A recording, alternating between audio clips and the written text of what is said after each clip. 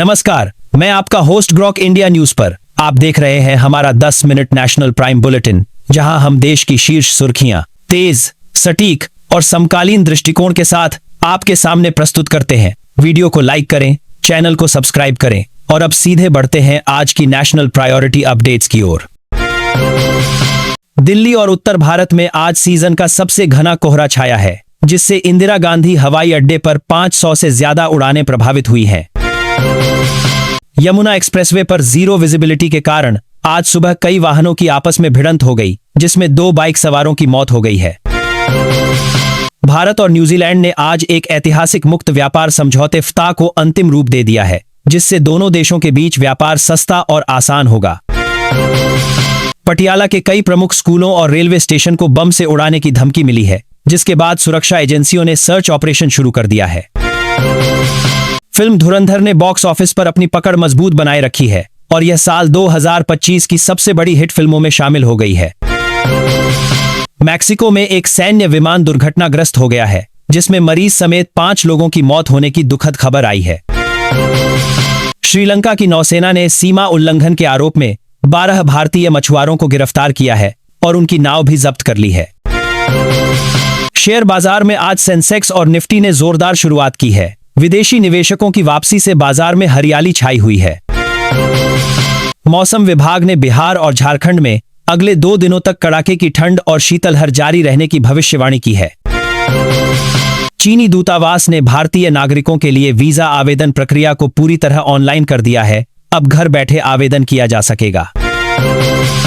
रणवीर सिंह और दीपिका पादुकोण फिल्म धुरंधर की सफलता का जश्न मनाने के लिए आज अपने परिवार के साथ विदेश छुट्टियों पर रवाना हो गए हैं। लखनऊ वाराणसी हाईवे पर घने कोहरे के कारण एक बस और ट्रक में टक्कर हो गई, जिससे यातायात कई घंटों तक बाधित रहा। बांग्लादेश में हिंदू पत्रकारों और मानवाधिकार कार्यकर्ताओं के घरों पर हमलों की खबरें आ रही हैं, जिससे वहां के अल्पसंख्यक डरे हुए हैं। चुनाव आयोग आज मध्य प्रदेश, छत्तीसगढ़ और केरल की मतदाता सूची का ड्राफ्ट जारी करेगा, जिससे चुनावी तैयारियों को गति मिलेगी। ऑस्ट्रेलिया ने इंग्लैंड के खिलाफ बॉक्सिंग डे टेस्ट मैच के लिए अपने कप्तान पैट कमिंस को आराम देने का बड़ा फैसला किया है। बिहार के पटना में बीजेपी के कार्यकारी अध्यक्ष नितिन नवीन आज एक भव्य रोड शो करेंगे, जिसके लिए शहर को पोस्टरों से पाट दिया गया है।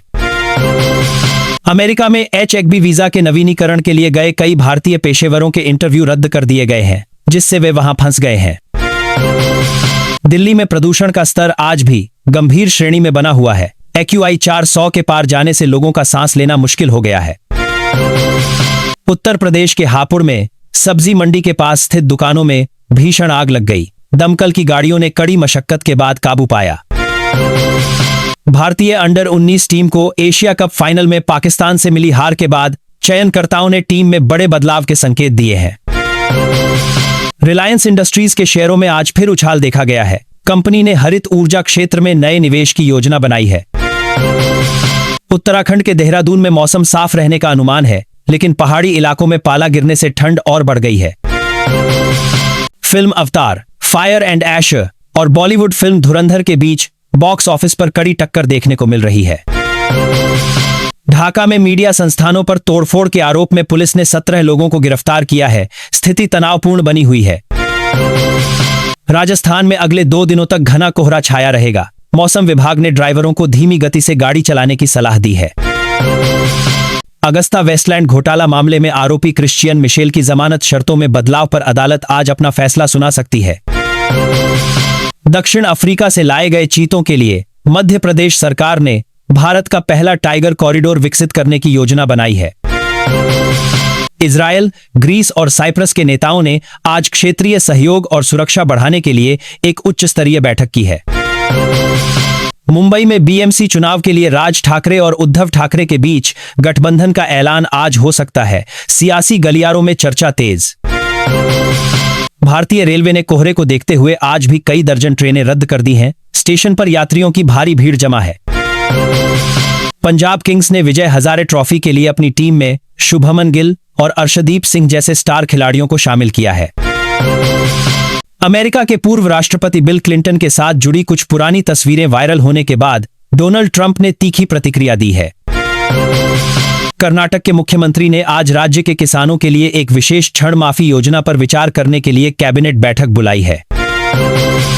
भारतीय नौसेना में आज विध्वंसक युद्धपोत अंजदीप को आधिकारिक रूप से शामिल कर लिया गया है, जिससे समुद्री ताकत बढ़ेगी। इंग्लैंड के पूर्व कप्तान माइकल वॉन के पिता का निधन हो गया है, जिसके चलते वे एशेज कमेंट्री छोड़कर घर वापस लौट गए हैं।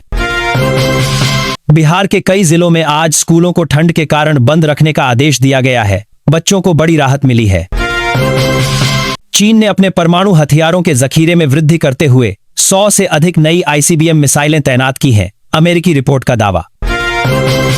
फ्लिपकार्ट और अमेजन पर क्रिसमस और न्यू ईयर सेल शुरू हो गई है। इलेक्ट्रॉनिक सामानों पर भारी छूट मिल रही है। उत्तर प्रदेश सरकार ने क्रिसमस और नए साल पर शराब की दुकानें देर रात तक खुली रखने की अनुमति दे दी है। भारतीय महिला फुटबॉल क्लब ईस्ट बंगाल ने नेपाल में आयोजित सैफ क्लब चैंपियनशिप जीतकर इतिहास रच दिया है।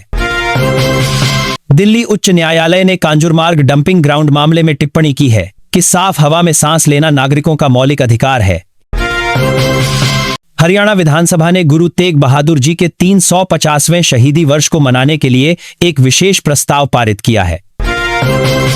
मुंबई पुलिस ने नए साल के जश्न के दौरान ड्रग्स पार्टियों पर नकेल कसने के लिए विशेष टीमें गठित की हैं।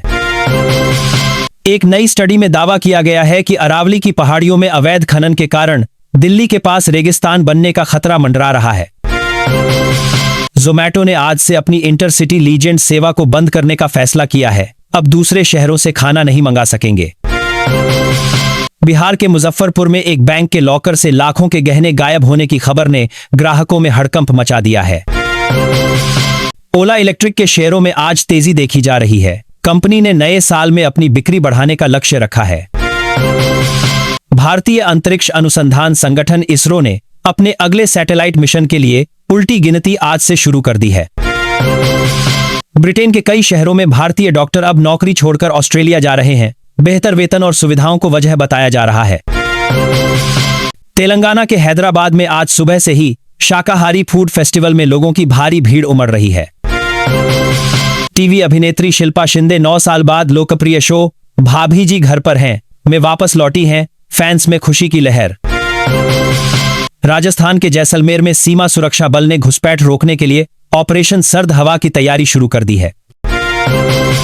तो ये थीं देश भर की सबसे महत्वपूर्ण और सबसे असरदार खबरें एक ही मंच, एक ही बुलेटिन में। अगर आप चाहते हैं कि 5 PM न्यूज हर दिन इसी तरह आपका समय बचाते हुए आपको सबसे विश्वसनीय अपडेट दे, तो वीडियो को लाइक करें, चैनल को सब्सक्राइब करें और नोटिफिकेशन बेल जरूर दबाएं। मैं मिलूंगा अगले बुलेटिन में। नमस्कार।